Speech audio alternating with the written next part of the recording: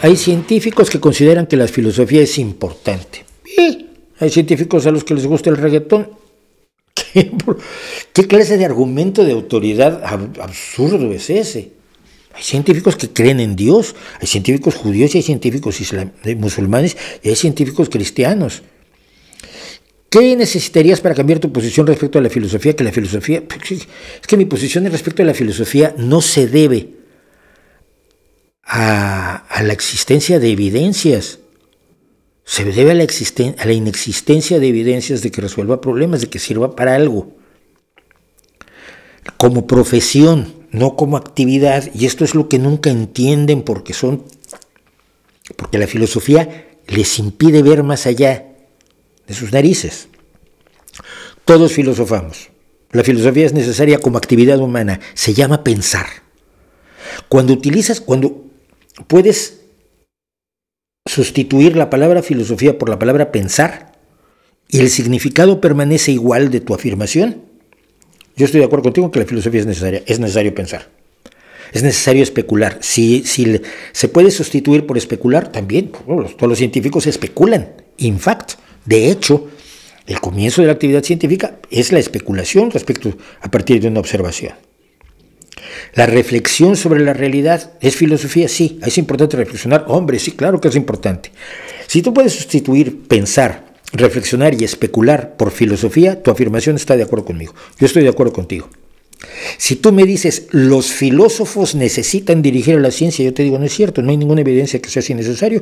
No conozco a ningún científico que vaya a la Facultad de Filosofía a preguntar si su diseño experimental es correcto.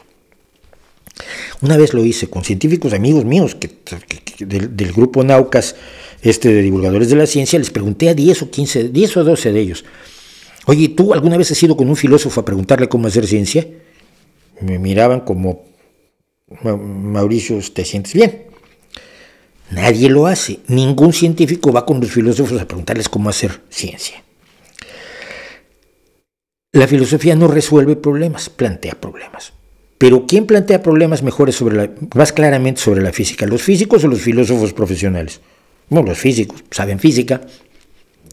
¿Y quién plantea problemas sobre la biología, problemas filosóficos sobre la biología más eficazmente?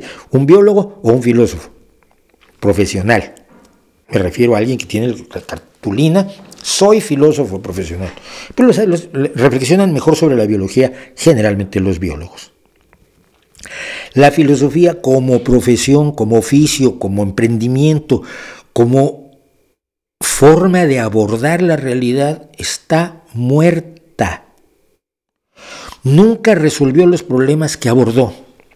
Nunca. ¿Qué fue primero, el huevo o la gallina? Puedes discutirlo mucho y habrá argumentos muy serios a favor de uno o de otro posición, de una o de otra posición. Pero necesita llegar la ciencia para decirte, no, mira, es que había huevos antes de que hubiera gallinas, entonces primero fue el huevo y fue la gallina. No, pero no, yo me refiero que un huevo sale una gallina. ¿De dónde vino ese huevo? Bueno, mira, en un momento dado, a lo largo de la evolución de los dinosaurios hacia las aves, hubo algo que no llamarías gallina, que puso un huevo que tuvo las modificaciones genéticas necesarias para que lo que salió del huevo ya lo llamaras gallina. Primero fue el huevo, luego fue la gallina. Necesitaste a la ciencia para resolver los problemas de la filosofía. Y la sigues necesitando. Cuando a mí me dicen, es que la ciencia no puede resolver problemas éticos. ¿Y cuál problema ético ha resuelto la filosofía o la religión? Ninguno. No lo resuelve. ¿Qué problema de los que se supone que aborda ha resuelto la filosofía? No, pero es que no está para resolver problemas, solo para plantearlos. Bueno, pues mejor que planteen los problemas las personas que viven en los espacios. ¿Quién hace mejor filosofía de la música? ¿Quién reflexiona mejor sobre la música? ¿Un músico o un melómano o un filósofo? Que siempre se pone fuera y por encima. Entonces, dame casos en los que haya una regla de verdad, un criterio de verdad en filosofía, y empezamos por allí. Como no lo hay, todos los filósofos son igualmente valiosos. En el dilema ético, el clásico dilema ético, es un dilema reciente, de los años 70, de que viene un un tranvía y va a atropellar a 5 personas. Tú puedes cambiar la vía para que gire a otra vía y solo atropelle a una persona, pero tú serás responsable de su muerte. ¿Qué haces?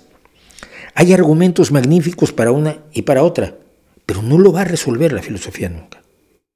No lo resuelve. Entonces, ¿cuál es el criterio de verdad? Ninguno. Por eso, los que dicen una cosa y los que dicen otra son igualmente válidos como filósofos. Los que dicen